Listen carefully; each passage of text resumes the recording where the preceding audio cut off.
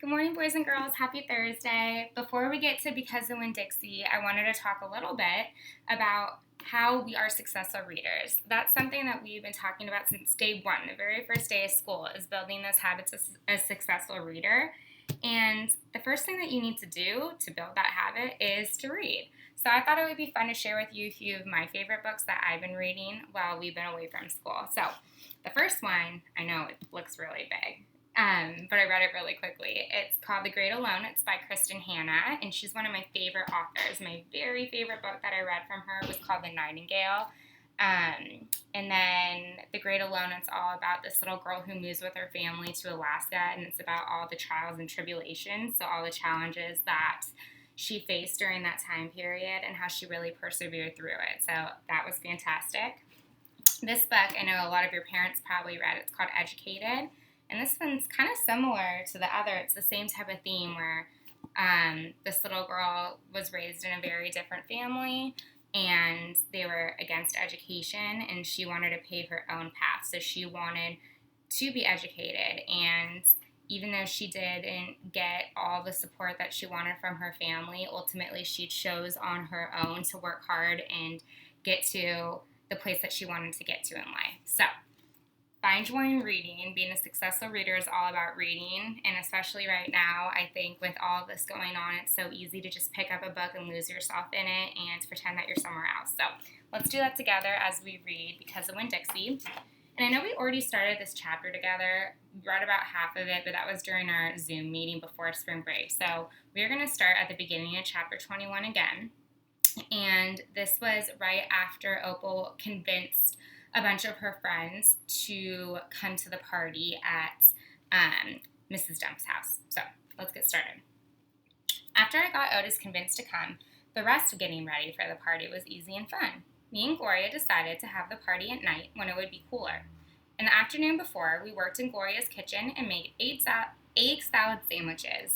We cut them up in triangles and cut off the crusts and put little toothpicks with frilly tops on them.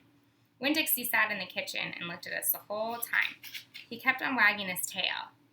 That dog thinks they're making sandwiches for him, said Gloria Dump. Winn Dixie showed Gloria all his teeth. These ain't for you, she told him. But when she thought I wasn't looking, she gave Winn Dixie an egg salad sandwich without the toothpick. We also made punch. We mixed together orange juice and grapefruit juice and soda in a big bowl. Gloria called it Dump Punch. She said she was world famous for it, but I had never heard of it before. The last thing we did was decorate the yard all up. I strung pink and orange and yellow crepe paper in the trees to make it look fancy. We also filled up paper bags of sand and put candles in them, and right before it was time for the party to start, I went around and lit all the candles.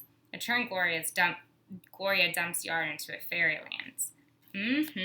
Said Gloria Dump, looking around. Even somebody with bad eyes can tell it looks good. It did look pretty. It looked so pretty that it made my heart feel funny, all swollen and full, and I wished desperately that I knew where my mama was so she can come to the party too. Miss Fanny Block was the first person to arrive. She was wearing a pretty green dress that was all shiny and shimmering, and she had on high-heeled shoes that made her wobble back and forth when she walked. Even when she was standing still, she still kind of swayed like she was standing on a boat. She was carrying a big glass bowl full of litmus lozenges. I brought a little after-dinner treat, she said, handing the bowl to me. Thank you, I said. I put the bowl on the table next to the egg salad sandwiches and the punch. Then I introduced Miss Franny to Gloria, and they shook hands and said polite things to each other. And then Sweetie Pie's mother came by with Sweetie Pie. Sweetie Pie had a whole handful of pictures of dogs that she had cut out of magazines. It's to help you with your theme, she said. You can use them to decorate. I brung tape, too. And she started going around taping the pictures of all the dogs to the trees and the chairs and the table. She ain't talked about nothing but this party all day long, said her mother. Can you walk her home when it's over? I promised that I would, and then I introduced Sweetie Pie to Miss Franny and to Gloria, and right after that, the preacher showed up. He was wearing a coat and tie and looked real serious. He shook Gloria Dump's hand and Miss Fanny Block's hand and said how pleased he was to meet them both, and how he'd heard nothing but good things about both of them. He patted Sweetie Pie on the head and said it was good to see her outside of church. And the whole time when Dixie was standing right there in the middle of everybody, wagging his tail so hard that I thought for sure he would knock Miss Franny right off her high heels. Amanda Wilkinson came, and she had her blonde hair all curled up, and she looked shy and not as mean as usual. And I stood real close to her and introduced her to Gloria Dunn. I was surprised at how glad I was to see Amanda, and I wanted to tell her I knew about Carson. I wanted to tell her I understood about losing people, but I didn't say anything. I was just extra nice. We were all standing around, smiling at one another and acting kind of nervous, when a real screechy voice said, "Gertrude is a pretty bird." Winn Dixie's ears went straight up on his head, and he barked once and looked around. I looked too, but I didn't see Gertrude or Otis. "I'll be right back," I said to everybody. Me and Winn Dixie went running around to the front of the house, and sure enough, standing there on the sidewalk was Otis. He had his guitar on his back and Gertrude on his shoulder, and in his hands he was holding the biggest jar of pickles I'd ever seen in my life. "Otis," I said to him, "come on around back. That's where the party is." "Oh," he said, but he didn't move. He just stood there, holding the jar of pickles. I wonder why Otis is just standing there and not coming in. I'm wondering if maybe he's a little nervous.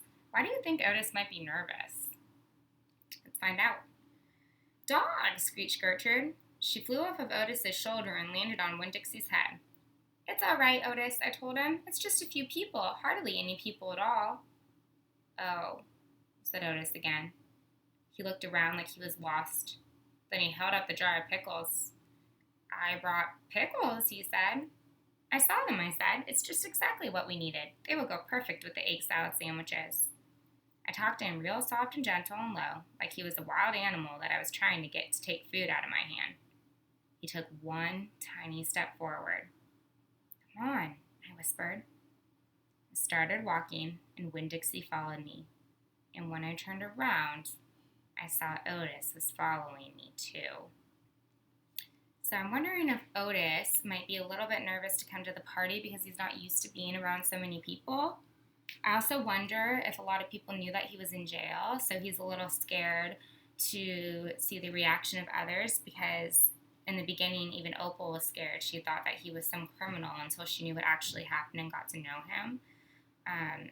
But a lot of this book, we've talked about how we're going to not judge people, right? And that, people might act a certain way for a certain reason. So hopefully Otis ends up having a fabulous time at the party. We'll find out about that next week. We're almost done with the book, and I'm really excited because I have a new read aloud next. So when we get there, I will let you know what it is. Have a great day, and have a fun Adventure Friday tomorrow. Bye, everyone.